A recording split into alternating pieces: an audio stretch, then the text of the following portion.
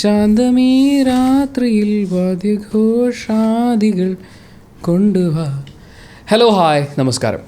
2024 സംസ്ഥാന ചലച്ചിത്ര പുരസ്കാരങ്ങൾ, കേരള സംസ്ഥാന ചലച്ചിത്ര പുരസ്കാരങ്ങൾ പ്രഖ്യാപിക്കുമ്പോൾ മമ്മൂക്കയെ സംബന്ധിച്ച് വലിയൊരു നേട്ടമാണ് അദ്ദേഹത്തിൻ്റെ കയ്യിലുള്ളത്. 7 തവണയാണ് ബെസ്റ്റ് ആക്ടർ പുരസ്കാരം അദ്ദേഹത്തെ തേടിയെത്തുന്നത്. ഒരു വട്ടം മികച്ച സഹനടനുള്ള പുരസ്കാരം അദ്ദേഹം സ്വന്തമാക്കി, മറ്റൊരു വട്ടം ഒരു സ്പെഷ്യൽ ജൂറി പുരസ്കാരവും സ്വന്തമാക്കിയിട്ടുണ്ട്. അങ്ങനെ മൊത്തം 9 തവണയാണ് സംസ്ഥാന ചലച്ചിത്ര പുരസ്കാര പട്ടികയിൽ മമ്മൂക്കയുടെ പേരിങ്ങനെ തെളിഞ്ഞു വരുന്നത്. അത് അദ്ദേഹത്തിൻ്റെ ഒരു റെക്കോർഡാണ്. ആ റെക്കോർഡിൽ നമുക്ക് സന്തോഷവും അഭിമാനവും ഒക്കെയാണുള്ളത്. ഈ വർഷത്തെ സംസ്ഥാന ചലച്ചിത്ര പുരസ്കാരങ്ങൾ പ്രഖ്യാപിച്ചു കഴിയുമ്പോൾ, എല്ലാ വർഷവും സംസ്ഥാന ദേശീയ ചലച്ചിത്ര പുരസ്കാരങ്ങൾ പ്രഖ്യാപിച്ചു കഴിയുമ്പോൾ ഒരു വഴക്കൊക്കെ ഉണ്ടാവുന്നതാണ്. പക്ഷേ ഇപ്രാവശ്യത്തെ സംസ്ഥാന ചലച്ചിത്ര പുരസ്കാരങ്ങൾ പ്രഖ്യാപിച്ചു കഴിഞ്ഞപ്പോൾ ഇവരല്ല ഡിസേർവ് ചെയ്യുന്നത്, ഇവരെക്കാൾ നന്നായി അത് ഡിസേർവ് ചെയ്യുന്നത് ഇന്നയാൾക്കാണ് എന്ന ചർച്ചയേക്കാൾ ഇവർ ഡിസേർവിംഗ് ഒക്കെയാണ്, പക്ഷേ ഇന്നയാൾക്ക് കൊടുക്കാമായിരുന്നു എന്ന് പറയുന്നത് പോലെ ചെറിയ പരിഭവങ്ങൾ മാത്രമേ നമുക്ക് പറയാൻ പറ്റുള്ളൂ. ഈ അവാർഡ് നിർണ്ണയം വളരെ മോശമായിപ്പോയി എന്ന് പറയാനുള്ളൊരു സാധ്യത കിട്ടിയിട്ടില്ലെന്നാണ് എനിക്ക് തോന്നുന്നത്. കൊടുത്ത അവാർഡുകളെക്കുറിച്ചും കൊടുക്കാത്ത അവാർഡുകളെക്കുറിച്ചും ഒക്കെ സംസാരിക്കുന്നതിന് മുമ്പ് ആദ്യം കൊടുത്ത അവാർഡുകളുടെ മുഴുവൻ ലിസ്റ്റ് നമ്മളൊന്ന് അറിഞ്ഞിരിക്കുന്നത് വളരെ നല്ലതാണെന്ന് തോന്നുന്നു. ഇപ്രാവശ്യത്തെ സംസ്ഥാന ചലച്ചിത്ര പുരസ്കാരങ്ങൾ പ്രഖ്യാപിക്കുന്ന സമയത്ത് നമ്മുടെ സാംസ്കാരിക വകുപ്പ് മന്ത്രി സജി ചെറിയാൻ ചില പേരുകളൊക്കെ വായിക്കുന്നതിൽ അങ്ങോട്ടും ഇങ്ങോട്ടൊക്കെ ഇച്ചിരി പാളിപ്പോയിട്ടുണ്ട്. അതൊക്കെ സ്വാഭാവികമല്ലേ. എന്തായാലും ആ പേരുകളൊക്കെ ഞാൻ അങ്ങോട്ടും ഇങ്ങോട്ടും നോക്കി റെഫർ ചെയ്ത് ഏകദേശമൊക്കെ കറക്റ്റായിട്ടാണ് പ്രൊനൗൺസ് ചെയ്യാൻ ശ്രമിക്കുന്നത്. ഏതെങ്കിലും പേരെന്ന് വെച്ചാൽ അത് ഫുള്ളായിട്ടൊക്കെ പറയുന്ന സമയത്ത് ചെറിയ എന്തെങ്കിലും തെറ്റുകൾ വരികയാണെങ്കിൽ തീർച്ചയായും നിങ്ങൾ ക്ഷമിക്കുമെന്ന് കരുതുന്നു. അത് കമൻറ്റ് ബോക്സിൽ ചൂണ്ടിക്കാണിക്കുമെന്നും കരുതുന്നു.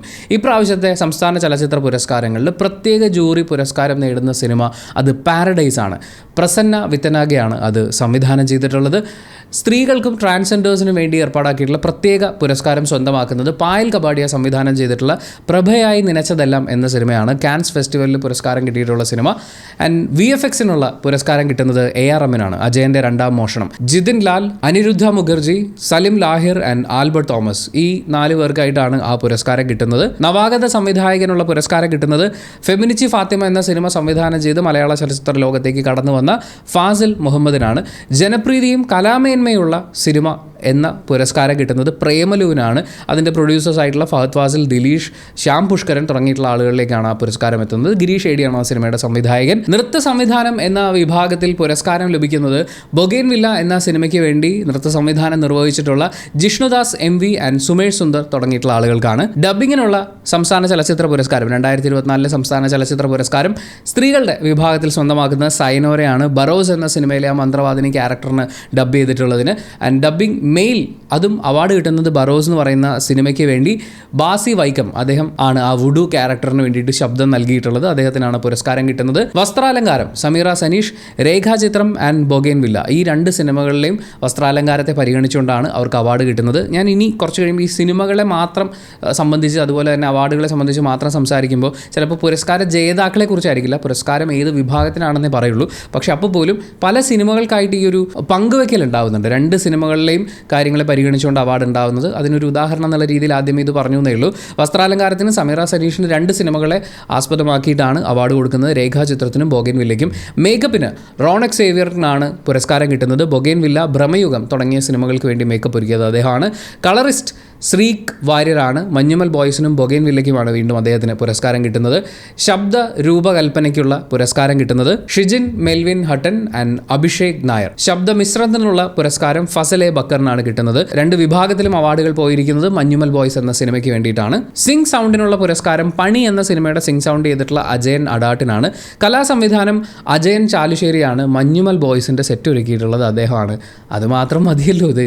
അതിനപ്പുറത്തേക്ക് നമുക്ക് കഴിഞ്ഞു പോകുന്നൊരു വർഷം എടുത്തു വെക്കാൻ എന്താ ഉള്ളതെന്ന് ചോദിച്ചു കഴിഞ്ഞാൽ അതിനോട് കോമ്പറ്റ് ചെയ്യാവുന്ന തരത്തിൽ നല്ല രീതിയിൽ ചെയ്തു വെച്ചിരുന്ന ആർട്ട് വർക്കുകളുള്ള സിനിമകൾ ഉണ്ടായിരുന്നു. അപ്പോൾ പോലും മഞ്ഞുമൽ ബോയ്സ് സ്റ്റാൻഡ് ഔട്ട് ചെയ്ത് നിൽക്കുന്നത് ഭയങ്കരമായ എഫേർട്ട് ആവശ്യമുള്ള ഒരു കാര്യം തന്നെയാണ്. ചിത്ര സംയോജനം എന്ന് വെച്ചാൽ എഡിറ്റർ സൂരജ് ES ആണ്. കിഷ്കിന്ദ കാണ്ഡം എന്ന സിനിമയ്ക്കാണ് അദ്ദേഹത്തിന് ആ പുരസ്കാരം ലഭിക്കുന്നത്.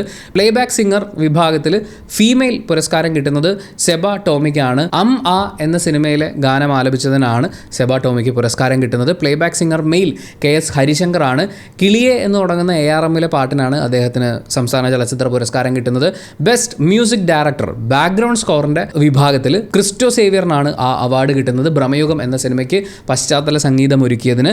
And best music director songs, ആ പുരസ്കാരം കിട്ടുന്നത് ബൊഗെയിൻവില്ല എന്ന സിനിമയ്ക്ക് സംഗീതം ഒരുക്കിയ സുഷിൻ ശ്യാമനാണ്. ആൻഡ് ലിറിസിസ്റ്റ് പുരസ്കാരം കിട്ടുന്നത് വേടനാണ്. കുതന്ത്രം എന്ന് പറയുന്ന ആ ട്രാക്കിനാണ്, മഞ്ഞുമൽ ബോയ്സിലെ ട്രാക്കിനാണ് അദ്ദേഹത്തിന് പുരസ്കാരം കിട്ടുന്നത്. സ്ക്രിപ്റ്റ് അഡാപ്റ്റേഷൻ എന്ന് പറയുന്നൊരു വിഭാഗത്തിൽ, അവലംബിത തിരക്കഥ എന്ന് പറയുന്നൊരു വിഭാഗത്തിൽ ലാജോ ജോസ്, അമൽ നീരദ് അവർക്കാണ് അവാർഡ് കിട്ടുന്നത്. ബോഗൻവില്ല എന്ന് പറയുന്ന സിനിമയുടെ തിരക്കഥയ്ക്ക്. ബെസ്റ്റ് സ്ക്രിപ്റ്റ് റൈറ്റർ പുരസ്കാരം പോകുന്നത് ചിദംബരത്തിനാണ്, മഞ്ഞുമൽ ബോയ്സ് എന്ന സിനിമയുടെ തിരക്കഥയ്ക്ക്. DOP ഷൈജു ഖാലിദാണ്, മഞ്ഞുമൽ ബോയ്സ് ആണ് സിനിമ. കഥാകൃത്ത് എന്ന് പറയുന്ന വിഭാഗത്തിൽ പുരസ്കാരം കിട്ടിയിരിക്കുന്നത് പ്രസന്ന വിത്തനാഗയാണ്. പാരഡൈസ് എന്ന് പറയുന്ന സിനിമ നമ്മുടെ റോഷൻ മാത്യുവും ദർശന രാജേന്ദ്രനും ഒക്കെ അഭിനയിച്ചിട്ടുള്ള സിനിമയാണ്. നമ്മളതിനെക്കുറിച്ച് വീഡിയോ ഒക്കെ ചെയ്തിട്ടുള്ളതാണ്. നമ്മൾ ചെയ്തിട്ടുള്ള റിവ്യൂ അത് ശ്രീലങ്കൻ ഭാഷയിലേക്ക് മൊഴി മാറ്റി ഒരു ശ്രീലങ്കൻ മാസികയിൽ അച്ചടിച്ച് വന്ന് അതിൻ്റെ കോപ്പിയൊക്കെ എനിക്ക് അയച്ചു തന്ന ഒരാളൊക്കെ ഉണ്ടായിരുന്നു. അപ്പം അത് ഭയങ്കര സന്തോഷമായിരുന്നു. അത് ഇതിൻ്റെ കൂടെ ജസ്റ്റ് നമ്മുടെ സ്വന്തം തള്ളും കൂടി വേണമല്ലോ. മികച്ച സ്വഭാവ നടി എന്ന വിഭാഗത്തിൽ അവാർഡ് നേടുന്നത് ലിജോ മോൾ ജോസാണ്. നടന്ന സംഭവം എന്ന സിനിമയിലെ കഥാപാത്രത്തിനാണ് അവർക്ക് ആ പുരസ്കാരം കിട്ടുന്നത്. പിന്നെ സ്വഭാവ നടൻ അത് 2 പേർക്കാണ് കിട്ടുന്നത്. ഒന്ന് സൗബിൻ ഷാഹിർ ആൻഡ് സിദ്ധാർത്ഥ് ഭരതൻ. മഞ്ഞുമൽ ബോയ്സും ഭ്രമയുഗമാണ് യഥാക്രമം അവർക്ക് അവാർഡുകൾ കിട്ടാൻ കാരണമായിട്ടുള്ള സിനിമ. മികച്ച സംവിധായകൻ ചിദംബരമാണ്, മഞ്ഞുമൽ ബോയ്സ് ആണ് സിനിമ. മികച്ച 2ാമത്തെ ചിത്രമായി സെലക്ട് ചെയ്യപ്പെട്ടിട്ടുള്ളത് ഫെമിനിച്ചി ഫാത്തിമയാണ്. And best movie Manjummel boys ആണ്. ജൂറി പരാമർശം കിട്ടിയിരിക്കുന്നത് അഭിനേത്രിമാരിൽ ജ്യോതിർമയാണ് ബോഗൻവില്ലയിലെ പ്രകടനത്തിന്, ആൻഡ് ദർശന രാജേന്ദ്രൻ പാരഡൈസിലെ പ്രകടനത്തിന്. മികച്ച നടിക്കുള്ള പുരസ്കാരം കിട്ടുന്നത് ഷംല ഹംസയ്ക്കാണ്, ഫെമിനിച്ചി ഫാത്തിമയിലെ നായിക കഥാപാത്രം. സ്പെഷ്യൽ ജൂറി അഭിനയത്തിന് ആൺ വിഭാഗത്തിൽ വരുന്നത് ഒന്ന് ടൊവിനോ തോമസ്, ARM എന്ന് പറയുന്ന സിനിമയിലെ പ്രകടനത്തിന്, ആൻഡ് കിഷ്കിന്ദ കാണ്ഡത്തിലെ പ്രകടനത്തിന് ആസിഫ് അലിക്കും സ്പെഷ്യൽ ജൂറി പുരസ്കാരമുണ്ട്. മികച്ച നടനുള്ള പുരസ്കാരം മലയാളത്തിൻ്റെ മഹാനടൻ മമ്മൂട്ടി, പ്രിയപ്പെട്ട മമ്മൂക്ക എന്നാണ് ബഹുമാനപ്പെട്ട മന്ത്രി സജി ചെറിയാൻ അനൗൺസ് ചെയ്തത്.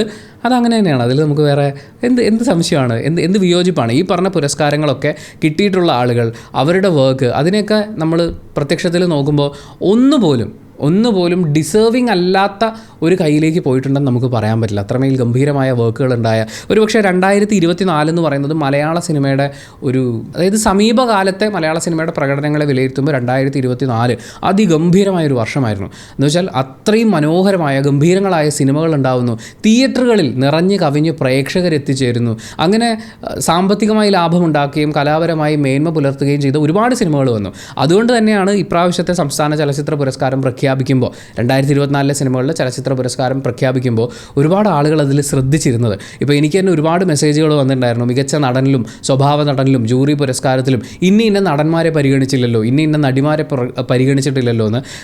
അതിലെ സിമ്പിൾ ഉത്തരം എന്താണെന്ന് വെച്ചാൽ, ഒരു 5-6 പരംസുന്ദരി സിനിമകളുടെ ഇടയിൽ ഒരു നല്ല സിനിമ വരുമ്പോൾ അവാർഡ് കൊടുക്കാൻ വളരെ എളുപ്പമാണ്. പക്ഷേ അവരുടെ കയ്യിലേക്ക് വരുന്ന, ജൂറിയുടെ മുന്നിലേക്ക് വരുന്ന സിനിമകളൊക്കെയും വളരെയധികം മേന്മ പുലർത്തുന്ന സിനിമകളാവുമ്പോൾ അവരും നമ്മളെപ്പോലെ തന്നെ കൺഫ്യൂസ്ഡ് ആയിട്ടുണ്ടാവും. ഇന്ന ആൾക്കാണോ കൊടുക്കേണ്ടത്, ഇന്ന കാര്യം പരിഗണിക്കുമ്പോൾ ഇന്ന ആൾക്കല്ലേ കൊടുക്കേണ്ടത് എന്നൊക്കെ. പക്ഷെ അപ്പോൾ പോലും അൺഡിസേർവ്ഡ് ആയിട്ടുള്ള ആളുകളിലേക്ക് പോയിട്ടില്ല. പക്ഷെ നമ്മുടെ മനസ്സിൽ ഇന്ന ആൾക്കാർ കുറച്ച് ഡിസേർവിങ് അല്ലേ എന്ന് പറയുന്ന പോലത്തെ ഒരു ഫീൽ ഉണ്ടായിട്ടുണ്ടാവും. എന്തായാലും ഇപ്രാവശ്യം കോൾ അടിച്ച സിനിമ അത് മഞ്ഞുമൽ ബോയ്സ് ആണ്. 11 സംസ്ഥാന ചലച്ചിത്ര പുരസ്കാരങ്ങളാണ് മഞ്ഞുമൽ ബോയ്സിനെ തേടിയെത്തിയത്. ഇത് മഞ്ഞുമൽ ബോയ്സിൻ്റെ ഒരു റെക്കോർഡാണ്.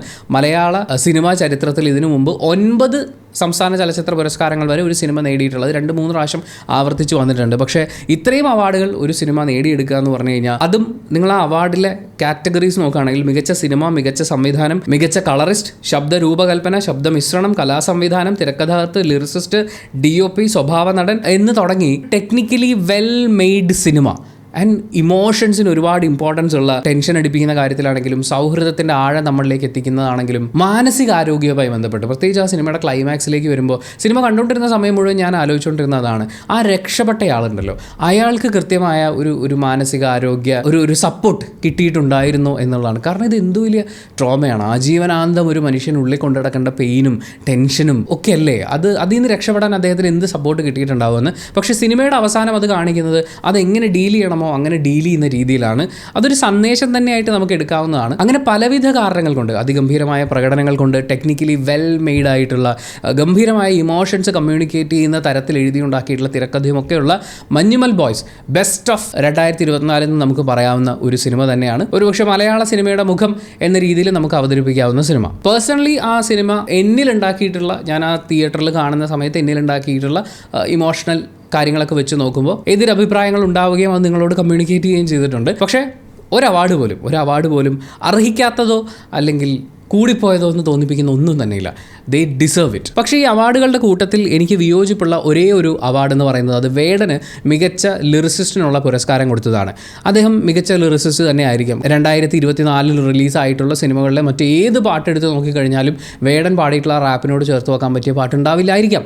പക്ഷേ അപ്പോൾ പോലും അയാൾ ഒരുപാട് കേസുകൾ നേരിടുന്ന മീറ്റു ആരോപണങ്ങളടക്കം നേരിട്ടിട്ടുള്ളൊരു വ്യക്തിയാണ്. അങ്ങനെ ഒരാളെ നമ്മുടെ സംസ്ഥാന സർക്കാർ തന്നെ സെലിബ്രേറ്റ് ചെയ്യുക എന്ന് പറയുന്നത് അതിപ്പോൾ പുരസ്കാരം കൊടുത്ത് മാത്രമല്ല, ഒരു കേസ് ഉണ്ടായി പിറ്റേ ദിവസം മുതൽ സെലിബ്രേറ്റ് ചെയ്യാൻ തുടങ്ങിയിട്ടുള്ളതാണ്.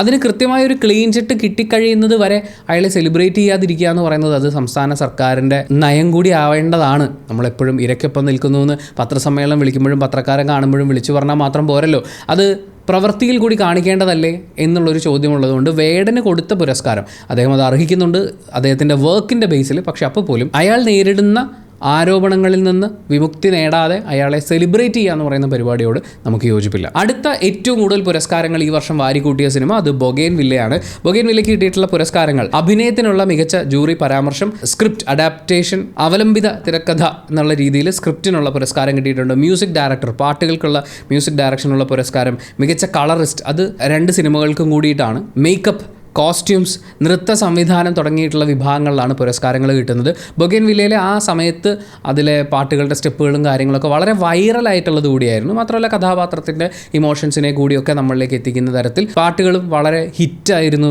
അതിന് വേറെ തന്നെ ഒരു മൂഡ് ഉണ്ടായിരുന്നു. ആ സിനിമയുമായി അത്രയധികം ചേർന്ന് നിൽക്കുന്ന രീതിയിലുള്ള ഗംഭീരമായിട്ടുള്ള ട്രാക്കുകൾ ആ സിനിമയിലുണ്ടായിരുന്നു. അതിൻ്റെ വിഷ്വൽ കാര്യങ്ങളൊക്കെ നോക്കുമ്പോഴും തീർച്ചയായും വളരെയധികം ഡിസേർവിംഗ് ആയിട്ടുള്ള പുരസ്കാരങ്ങൾ നേടിയിട്ടുള്ളൊരു സിനിമയാണ്. അത് കഴിഞ്ഞാൽ പിന്നെ ഏറ്റവും കൂടുതൽ പുരസ്കാരങ്ങൾ സ്വന്തമാക്കിയിട്ടുള്ളത് ബ്രഹ്മയോഗമാണ്. 4 സംസ്ഥാന ചലച്ചിത്ര പുരസ്കാരങ്ങളാണ് ബ്രഹ്മയോഗത്തിന് തേടിയെത്തിയത്. അതിലൊന്ന് മികച്ച നടനുള്ള പുരസ്കാരമാണ് മമ്മൂക്കയ്ക്ക്. മികച്ച സ്വഭാവ നടനുള്ള പുരസ്കാരം സിദ്ധാർത്ഥ് ഭരതനെ തേടിയെത്തിയിട്ടുണ്ടായിരുന്നു. മ്യൂസിക് ഡയറക്ടർ BGM ക്രിസ്റ്റോ സേവിയറിന് കിട്ടി.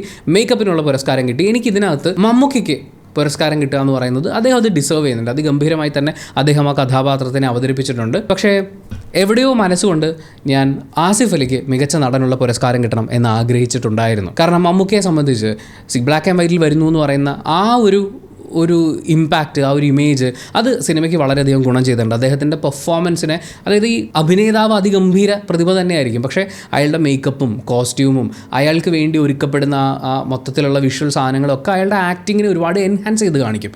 അങ്ങനെ നോക്കുമ്പോൾ മമ്മൂക്കയെ സംബന്ധിച്ച് മമ്മൂക്കയുടെ എക്സ്പീരിയൻസ് എന്ന് പറയുന്നത് കടൽ പോലെ കിടക്കുകയാണ്. അത്രയും എക്സ്പീരിയൻസ്ഡ് ആയിട്ടുള്ളൊരു നടനെ സംബന്ധിച്ച് അതൊരു വെല്ലുവിളി നിറഞ്ഞ കഥാപാത്രമാണോ എന്ന് ചോദിച്ചു കഴിഞ്ഞാൽ മമ്മൂക്കയ്ക്ക് ഒത്തിരി എഫേർട്ട് ഇട്ടാൽ മാത്രം പുൾ ഓഫ് ചെയ്യാൻ പറ്റുന്ന ക്യാരക്ടറാണെന്നൊന്നും ഞാൻ വിശ്വസിക്കുന്നില്ല.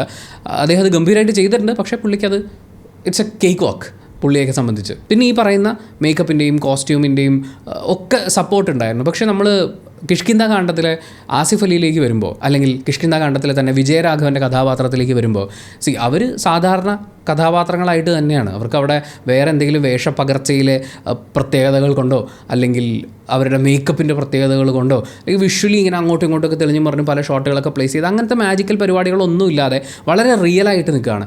എന്നെ സംബന്ധിച്ച് സ്വന്തം കുഞ്ഞ് വെടിയേറ്റ് മരിച്ച് കിടക്കുന്നു, ആ വെടിവെച്ചത് ആ കുഞ്ഞിൻ്റെ അമ്മ തന്നെയാണ്, സ്വന്തം ഭാര്യയാണ് എന്നറിഞ്ഞ് എന്ത് ചെയ്യണമെന്നറിയാതെ ഞെട്ടിപ്പകച്ച് നിൽക്കുന്ന ആസിഫ് അലിയുടെ ഒരു സിംഗിൾ ഷോട്ടുണ്ട്.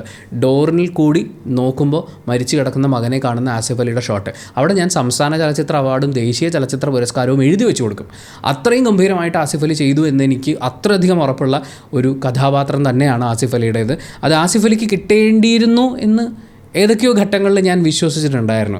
മമ്മൂക്കയെ കുറച്ച് കാണുകയല്ല, മമ്മൂക്ക ഡിസേർവ്സ് ഇറ്റ്. പക്ഷേ ആസിഫ് അലി കുറച്ചും കൂടി അയാളുടെ പ്രായത്തെ പരിഗണിക്കുമ്പോൾ, അയാളുടെ എക്സ്പീരിയൻസിനെ പരിഗണിക്കുമ്പോൾ, അയാൾക്ക് ആ സിനിമയിൽ ഒരു ആക്ടറിന് കിട്ടാവുന്ന മറ്റെല്ലാ പരിഗണനകളും വെച്ച് നോക്കുമ്പോൾ അയാൾ അത് ഗംഭീരമായിട്ട് ചെയ്ത ഒരു സിനിമയും കഥാപാത്രവുമാണ്. പക്ഷേ ഈ പണ്ടൊക്കെ ആണെങ്കിൽ നമ്മൾ പറയുമല്ലോ, ഒരു നടന് ഒരു ഗംഭീര വേഷം കിട്ടി പക്ഷെ അതിന് അവാർഡ് കിട്ടിയിട്ടില്ല, ഇനിയിപ്പോൾ ഇതുപോലൊരു സിനിമയൊക്കെ അയാളെ തേടി വരാൻ എത്ര കാലം എടുക്കും, അല്ലെങ്കിൽ അത്രയും നല്ല ഫിലിം മേക്കേഴ്സ് ഒരു സിനിമ ഉണ്ടാക്കുമ്പോൾ ഇയാളെ തന്നെ പരിഗണിക്കണ്ടേ, അതായത് ഈ ചാൻസിന് കിട്ടിയില്ലെങ്കിൽ ഇനി കുറേ കാലം എടുക്കുമെന്ന് പറയുന്നത്. പക്ഷേ ആസിഫ് അലിയെ സംബന്ധിച്ച് എനിക്ക് അങ്ങനത്തെ ടെൻഷൻസ് ഒന്നുമില്ല. കാരണം ആസിഫ് അലി അങ്ങനത്തെ വേഷങ്ങൾ അന്വേഷിച്ചുകൊണ്ടിരിക്കുകയാണ്. വ്യത്യസ്തമായ ഗംഭീരമായ വേഷങ്ങളാണ് അയാൾ ചെയ്തു കൂട്ടുന്നതൊക്കെ തന്നെയും. അപ്പോൾ തീർച്ചയായും അതിഗംഭീരമായൊരു വേഷത്തിലേക്ക് വളരെ പെട്ടെന്ന് തന്നെ ആസിഫ് അലി ലാൻഡ് ചെയ്യുകയും ഇതുപോലെ വലിയ വലിയ പുരസ്കാരങ്ങൾ അദ്ദേഹം സ്വന്തമാക്കുകയും ചെയ്യും.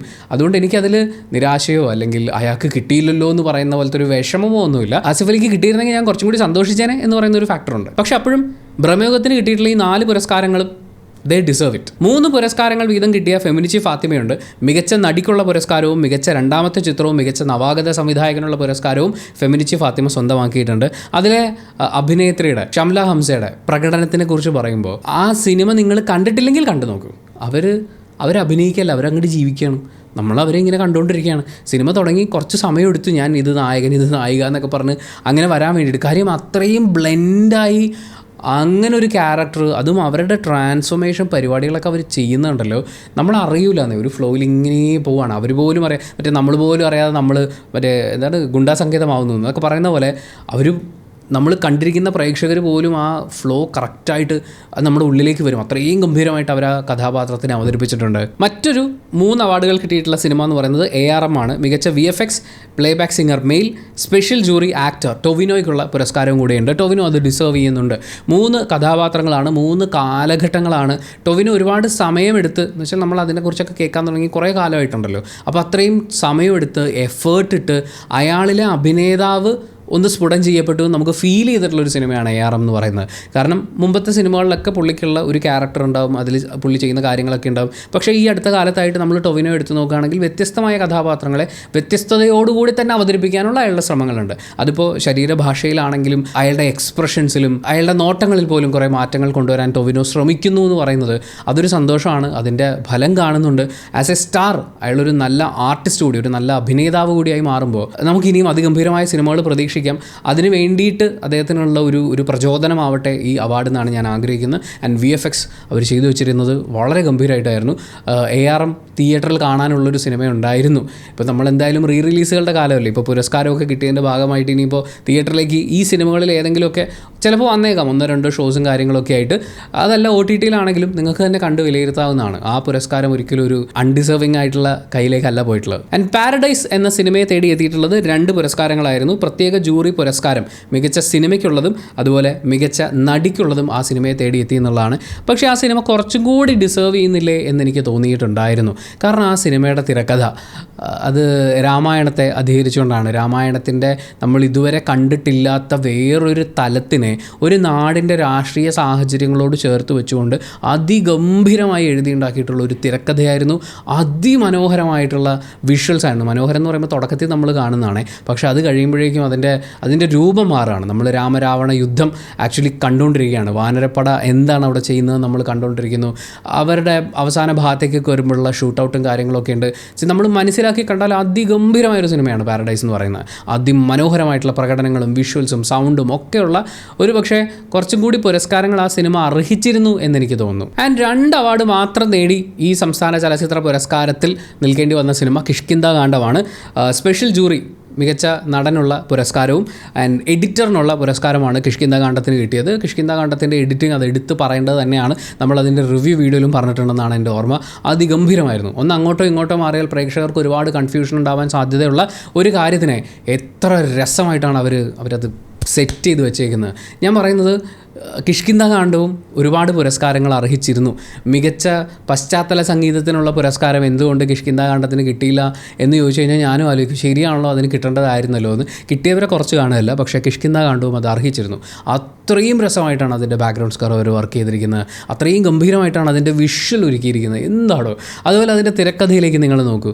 അത് നമ്മൾ നേരത്തെ എഡിറ്റിങ്ങിൻ്റെ കാര്യം പറഞ്ഞ പോലെ എത്രത്തോളം കൺഫ്യൂഷൻ ഉണ്ടാകാമായിരുന്ന ഒരു കാര്യത്തിനെ എത്രയും ഗംഭീരമായിട്ട് അവർ അവതരിപ്പിച്ചതാണ്. നമ്മൾ എത്രയോ സമയം അതിനെക്കുറിച്ച് സംസാരിച്ചു. അത്രയും ബ്രില്യൻ്റ് ആയിട്ടുള്ള ഒരുപാട് എലമെൻറ്റുകളുള്ള ഒരു മനോഹര സിനിമ തന്നെയായിരുന്നു കിഷ്കിന്ധാകാണ്ഡം. കിഷ്കിന്ധാകാണ്ഡം ഒരുപാട് കൂടുതൽ ഡിസേർവ് ചെയ്തിരുന്നു എന്ന് പറയുന്നൊരു സങ്കടമാണ് എനിക്ക് ഫീൽ ചെയ്യുന്നത്. പിന്നീട് കുറേ സിനിമകൾക്ക് ഓരോ പുരസ്കാരങ്ങൾ വെച്ച് കിട്ടിയിട്ടുണ്ട്. പ്രഭയായി നനച്ചതെല്ലാം ഒരു പുരസ്കാരം മാത്രമാണ് കിട്ടിയിട്ടുള്ളത്. പ്രേമലുവിന് ഒരേ ഒരു പുരസ്കാരം. മികച്ച ജനപ്രീതിയുള്ള കലാമേന്മയുള്ള സിനിമ.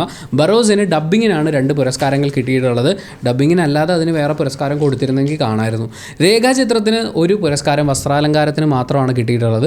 അത് അവിടെയും ഈ പറയുന്ന VFXനൊക്കെ കുറച്ച് സ്കോപ്പ് ഉണ്ടായിരുന്നു എന്ന് തോന്നുന്നു. കാരണം മമ്മൂക്കയൊക്കെ ആ ഒരു ഏജിലേക്ക് അവരൊരു ആർട്ടിസ്റ്റിനെ അവിടെ ഉപയോഗിക്കുമ്പോൾ പോലും അത് വളരെ ഗംഭീരമായിട്ട് വേറെയും ടെക്നിക്കൽ സപ്പോർട്ടോടുകൂടി തന്നെ അവർ ചെയ്തു എന്നാണ് ഞാൻ മനസ്സിലാക്കുന്നത്. അപ്പം അത് നമ്മൾ പരിഗണിക്കണമായിരുന്നു. പിന്നെ ഈ തിരക്കഥയുടെ ഭാഗമായിട്ടും അവരതിൽ കുറേ എലമെൻറ്റുകൾ കൊണ്ടുവരാൻ ശ്രമിച്ചിട്ടുണ്ട്. അത് കുറച്ചും കൂടി സംസാരിക്കപ്പെടുമായിരുന്നു എന്ന് തോന്നുന്നു. പക്ഷേ വീണ്ടും പറയുന്നു, കിട്ടിയവരെ കുറച്ച് കാണുകയല്ല, പക്ഷേ ഇവരൊക്കെ അതിൽ കൂടുതൽ അർഹിച്ചിരുന്നില്ല എന്നുള്ള തോന്നൽ. പണി എന്ന് പറയുന്ന സിനിമയ്ക്ക് സിംഗ് സൗണ്ടിനാണ് ഒരു പുരസ്കാരം കിട്ടിയിട്ടുള്ളത്. എന്ന സിനിമയ്ക്ക് മികച്ച പ്ലേബാക്ക് സിംഗർ ഫീമെയിൽ പുരസ്കാരമാണ് കിട്ടുന്നത്. സ്വഭാവ നടി എന്ന് പറഞ്ഞ് ലിജോ മോൾക്ക് അവാർഡ് കിട്ടിയത് നടന്ന സംഭവം എന്ന സിനിമയ്ക്ക് വേണ്ടിയിട്ടാണ്. ആ സിനിമയിലെ വളരെ മികച്ചൊരു പ്രകടനം തന്നെ ആയിരുന്നു ലിജോ മോളുടേത്. നമുക്കതൊട്ടും കുറച്ച് കാണാനില്ല. പക്ഷേ ലിജോ മോളുടെ അതിഗംഭീര പ്രകടനങ്ങൾ വേറെ കണ്ടിട്ടുള്ളതുകൊണ്ടാണോ എന്നറിയില്ല, എനിക്കത് അത്ര ഇതിൻ്റെ അപ്പുറം ലിജോ മോൾക്ക് വേറെ ഒന്നും ഇല്ല എന്നൊക്കെ പറയുന്ന പോലെ അങ്ങനെ ഒരു ലെവലിലേക്ക് ഫീൽ ചെയ്തില്ല. മാത്രമല്ല ആ സിനിമയിലെ നായിക ഒരർത്ഥത്തിൽ നോക്കിക്കഴിഞ്ഞാൽ അത് ലിജോ മോള് തന്നെയാണ്. അപ്പോൾ സ്വഭാവ നടി എന്ന് പറയുന്നതിനേക്കാൾ മികച്ച നടിയിലേക്ക് കൂടി പരിഗണിക്കാമായിരുന്നില്ലേ എന്നുള്ളൊരു സംശയവുമുണ്ട്. എന്തായാലും പുരസ്കാരങ്ങളൊക്കെ എണ്ണി തീരുമ്പോൾ 7 തവണ ബെസ്റ്റ് ആക്ടർ പുരസ്കാരം കിട്ടിയ മമ്മൂക്കയാണ് 7 അഴകിൽ ആറാടി നിൽക്കുന്നത്. കിഷ്കിന്ധാകാന്ഡത്തിലെ പ്രകടനത്തിന് വിജയരാഘവനും ആവേശത്തിലെ പ്രകടനത്തിന് ഫഹദ് ഫാസിലും അവസാന റൗണ്ട് വരെയൊക്കെ മത്സരിക്കാനുണ്ടായിരുന്നു എന്നാണ് പറഞ്ഞു കേൾക്കുന്നത്. മനോരമയൊക്കെ എഴുതി വിട്ടതാണ്, അതുകൊണ്ട് അങ്ങനെ വിശ്വസിക്കാൻ പറ്റുമോ എന്നറിയില്ല. പക്ഷെ അപ്പോൾ പോലും വിജയരാഘവൻ്റെ കഥാപാത്രം ഒരുപാട് റെക്കഗ്നീഷൻ അർഹിക്കുന്നുണ്ട് എന്ന് തന്നെയാണ് ഞാൻ ഇപ്പോഴും വിശ്വസിക്കുന്നത്. 2024 നമ്മൾ കണ്ടിട്ടുള്ള ഏറ്റവും ഗംഭീരമായ പ്രകടനങ്ങളിൽ ഏറ്റവും മുന്നിൽ തന്നെ എടുത്തു വെക്കുന്ന ഒരു പ്രകടനമാണ് വിജയരാഘവൻ്റെ ആ സിനിമയ്ക്ക് വേണ്ടിയിട്ടുള്ള കിഷ്കിന്ധാകാന്ഡത്തിന് വേണ്ടിയിട്ടുള്ള അദ്ദേഹത്തിൻ്റെ പെർഫോമൻസ്. പക്ഷേ ഈ പറഞ്ഞ പോലെ ഇവർക്കൊക്കെ ഇനി ഇതുപോലെ ഒരു നല്ല വേഷം ഏത് കാലത്ത് കിട്ടാനാണ് എന്ന് പറയുന്ന പോലത്തെ ചർച്ചകൾ അതൊക്കെ പണ്ടായിരുന്നു. പക്ഷേ ഇപ്പോൾ നിങ്ങൾ നോക്കൂ, ഈ സിനിമകൾ ഇത്രയും അവാർഡുകൾ കിട്ടിയിട്ടുള്ള എത്രയോ സിനിമകൾ ഓൾറെഡി കൊമേഴ്ഷ്യലി ഹിറ്റായിട്ടുള്ള സിനിമകളാണ്. ഒരുപാട് വരുമാനം നേടാൻ സാധിച്ചിട്ടുള്ള സിനിമകൾ തന്നെയാണ് കലാപരമായി മുന്നിൽ നിൽക്കുകയും അതിൻ്റെ പേരിൽ പുരസ്കാരങ്ങൾ നേടുകയും ചെയ്യുന്നത്. ഇത് ഈ പറയുന്ന ഒരു സെപ്പറേഷനെ ഒഴിവാക്കുന്നതാണ്. അതായത് കലാപരമായി മറ്റേ ആർട്ട് അവാർഡിന് വേണ്ടിയുള്ള സിനിമകൾ എന്ന് പറയുന്ന ഒരു സിനിമ ഒരു സൈഡിൽ കൂടി പോകുന്നു, ഇപ്പുറത്ത് കൊമേഴ്ഷ്യലി ലാഭം ഉണ്ടാക്കാൻ വേണ്ടിയിട്ടുള്ള സിനിമകൾ പോകുന്നു എന്നുള്ളതിൽ നിന്ന് മാറിയിട്ട് നമ്മൾ സിനിമ അതിങ്ങനെ പോകുന്നു. അതിൽ പുരസ്കാരങ്ങൾ കിട്ടേണ്ട സിനിമകൾക്ക് അങ്ങോട്ടും ഇങ്ങോട്ടും പുരസ്കാരം കൊടുക്കുന്നു. പക്ഷേ പ്രേക്ഷകരെല്ലാ സിനിമയും സ്വീകരിക്കുന്നു എന്ന് പറയുന്ന പോലെ, അല്ലെങ്കിൽ എല്ലാത്തരം പ്രേക്ഷകരെയും തൃപ്തിപ്പെടുത്തുന്നത് പോലെ ഗംഭീരമായ സിനിമകൾ ഉണ്ടാകുന്നു എന്ന് പറയുന്നത് അതൊരു വലിയ സന്തോഷമാണ്. അത്തരം സിനിമകൾ ഇവിടെ ഉണ്ടായിക്കൊണ്ടിരിക്കുമ്പോൾ തീർച്ചയായും ഇവർക്കൊക്കെ ഇനിയും അതിഗംഭീരമായ അവസരങ്ങൾ കിട്ടും. ഈ തവണ പുരസ്കാരം ലഭിക്കാതെ പോയ അതുല്യ പ്രതിഭകൾക്കൊക്കെ തന്നെയും ഇനിയും ഒരുപാട് അവസരങ്ങൾ കിട്ടണം എന്ന് തന്നെയാണ് നമ്മളും ആഗ്രഹിക്കുന്നത്. നല്ല സിനിമകൾ ഉണ്ടാവട്ടെ. പക്ഷെ നമുക്കിതിൽ യോജിക്കാൻ പറ്റാത്ത, ഒരു തരത്തിലും അംഗീകരിക്കാൻ തോന്നാത്ത, വളരെയധികം വിഷമം ഉണ്ടാക്കുന്ന ഒരു കാര്യം എന്ന് പറയുന്നത് ഇത്തവണത്തെ സംസ്ഥാന ചലച്ചിത്ര പുരസ്കാര പ്രഖ്യാപനത്തിൽ മികച്ച ബാലതാരത്തിനുള്ള പുരസ്കാരം ഉണ്ടായിരുന്നില്ല എന്നുള്ളതാണ്. ഇതിനു മുമ്പ് പലവട്ടം ചില ബാലതാരങ്ങൾക്ക് പുരസ്കാരം കൊടുക്കുന്ന സമയത്ത് ഞാൻ തന്നെ വിമർശനമൊക്കെ ഉന്നയിച്ചിട്ടുണ്ട്. അതായത് ചിരിച്ചു കളിച്ച് നിൽക്കുന്ന കുട്ടികൾ എന്നുള്ളതിനപ്പുറത്തേക്ക് വളരെ അതിവൈകാരികമായ മൊമെൻറ്റ്സ് വരെ ഗംഭീരമായി കൈകാര്യം ചെയ്ത കുട്ടികളുണ്ടായിട്ടും പുരസ്കാരങ്ങൾ മാറിപ്പോയ കാര്യങ്ങളെക്കുറിച്ച് നമ്മൾ സംസാരിച്ചിട്ടുണ്ട്. പക്ഷേ ഇത്തവണ അങ്ങനൊരു ബാലതാരമില്ല, അല്ലെങ്കിൽ കുട്ടികൾക്കുള്ളൊരു സിനിമയില്ല എന്ന് പറയുമ്പോൾ എന്തുകൊണ്ട് ജൂറിക്ക് സ്ഥാനാർത്ഥി ശ്രീകുട്ടൻ എന്ന സിനിമയെ പരിഗണിക്കാനായില്ല എന്ന് പറയുന്നത് എനിക്ക് അത്രയും ദേഷ്യവും സങ്കടവും തോന്നുന്നൊരു കാര്യമാണ്. ചിലപ്പോൾ അവർക്കിതിൽ ഈ നിയമപരമായിട്ടുള്ള ചില കാര്യങ്ങളൊക്കെ പറയാനുണ്ടാവുമായിരിക്കും. കുട്ടികളുടെ സിനിമ എന്നുള്ള ലേബലിൽ സെൻസർ ചെയ്തിട്ടുള്ളൊരു സിനിമ അല്ല സ്ഥാനാർത്ഥി ശ്രീകുട്ടൻ. പക്ഷേ അതിൽ കുട്ടികളല്ലേ മെയിനായിട്ടുള്ളത്. അതും എത്രയോ ഗംഭീരമായിട്ടാണ് ആ കുട്ടികൾ അഭിനയിച്ചിട്ടുള്ളത്.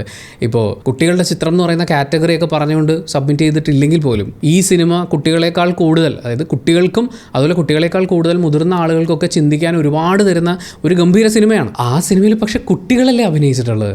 എത്ര ഗംഭീരമായിട്ടാണ് ആ പിള്ളേർ പെർഫോം ചെയ്തിരിക്കുന്നത്.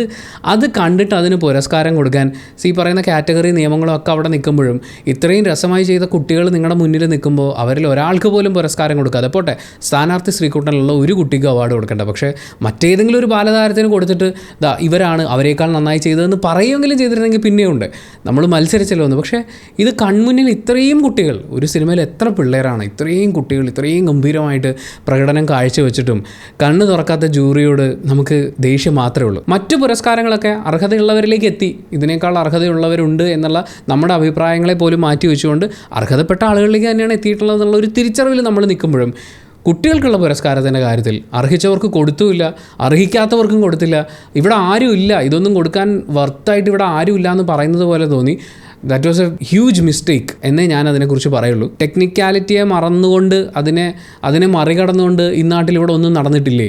എല്ലാം ടെക്നിക്കൽ കാര്യങ്ങളൊക്കെ നോക്കി നിയമപരമായി എല്ലാം കറക്റ്റാക്കി നോക്കിയിട്ടാണോ ചെയ്തിട്ടുള്ളത് എന്ന് തിരിച്ചു ചോദിക്കാനാണ് തോന്നുന്നത്. എനിക്ക് അത്രയും സങ്കടമുണ്ട്. കാരണം സ്ഥാനാർത്ഥി ശ്രീകുട്ടൻ അഭിനയിച്ചിട്ടുള്ള ഓരോ കുട്ടിയോടുമാണ് പറയുന്നത്, മക്കളെ നിങ്ങൾ ഓരോരുത്തരും ഇത് ഡിസേർവ് ചെയ്യുന്നുണ്ടായിരുന്നു. All the best.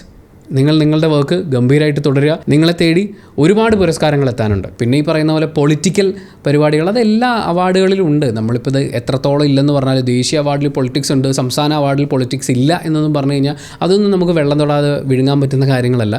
എല്ലായിടത്തും പൊളിറ്റിക്സ് ഉണ്ട്. പക്ഷേ ഇത്തവണത്തെ അവാർഡിനെ നമ്മൾ ആ ഒരു ത്രാസിൽ ആ ഒരു കണ്ണിൽ നോക്കേണ്ടതില്ലെന്ന് തോന്നുന്നു. കാരണം നിങ്ങളിതിൽ പൊളിറ്റിക്സ് കണ്ടുപിടിച്ചാലും ഇല്ലെങ്കിലും ഡിസേർവിംഗ് ആയിട്ടുള്ള കൈകളിലേക്ക് മാത്രമേ പുരസ്കാരങ്ങൾ പോയിട്ടുള്ളൂ എന്നാണ് ഞാൻ വിശ്വസിക്കുന്നത്. അപ്പോൾ അത്രയാണ് ഇത്തവണത്തെ സംസ്ഥാന ചലച്ചിത്ര പുരസ്കാരങ്ങളെക്കുറിച്ച് നമുക്ക് പറയാനുള്ളത്. നിങ്ങളുടെ ഒപ്പീനിയൻ എന്തൊക്കെയാണ്? ആർക്കൊക്കെ ആയിരുന്നു അവാർഡ് കിട്ടേണ്ടിയിരുന്നത് എന്ന് നിങ്ങൾക്ക് ഫീൽ ചെയ്യുന്നത്? അല്ലെങ്കിൽ കുറച്ചും കൂടി അങ്ങോട്ടും ഇങ്ങോട്ടൊക്കെ മാറിയിട്ട് നിങ്ങളുടെ ചില അഭിപ്രായങ്ങൾ ഉണ്ടാവുമല്ലോ. ആ അഭിപ്രായങ്ങൾ കമൻറ്റ് ബോക്സിൽ രേഖപ്പെടുത്തുക. കമൻറ്റ്സ് രേഖപ്പെടുത്തുമ്പോൾ ഒരു കാര്യം ശ്രദ്ധിക്കുക, ഈ പ്രതിഭകളെ ആരെയും തന്നെ അപമാനിച്ചുകൊണ്ടുള്ള കമൻറ്റുകൾ ഇടാതിരിക്കുക, മോശമായി ചിത്രീകരിക്കുന്ന കമൻറ്റുകൾ ഇടാതിരിക്കുക. ഇത് കലാകാരന്മാരല്ലേ, അവർക്ക് കിട്ടുന്ന പുരസ്കാരങ്ങളല്ലേ, അവരുടെ ഉള്ളിലെ ആർട്ട് നമ്മുടെ മുന്നിൽ കാണിച്ചു, അതിന് സംസ്ഥാന സർക്കാർ പുരസ്കാരങ്ങൾ കൊടുത്തു. നമുക്ക് ചിലപ്പോൾ അഭിപ്രായ വ്യത്യാസങ്ങൾ ഉണ്ടാകും, പക്ഷേ അത് റെസ്പെക്റ്റ്ഫുള്ളി പ്രകടിപ്പിക്കുക എന്നുള്ളതാണ് നമ്മൾ ചെയ്യേണ്ട ഒരു ഉത്തരവാദിത്വം. സോ റെസ്പെക്റ്റ്ഫുള്ളി നിങ്ങളുടെ അഭിപ്രായങ്ങൾ കമൻറ്റ് ബോക്സിൽ രേഖപ്പെടുത്തുക. Thank you so much for watching this video. Video ഇഷ്ടപ്പെട്ടാൽ ലൈക്ക് ചെയ്യുക, കമൻറ്റ് ചെയ്യുക, ഷെയർ ചെയ്യുക, സബ്സ്ക്രൈബ് ചെയ്യുന്ന കാര്യവും ഹൈപ്പ് ചെയ്യുന്ന കാര്യവും പരിഗണിക്കുക.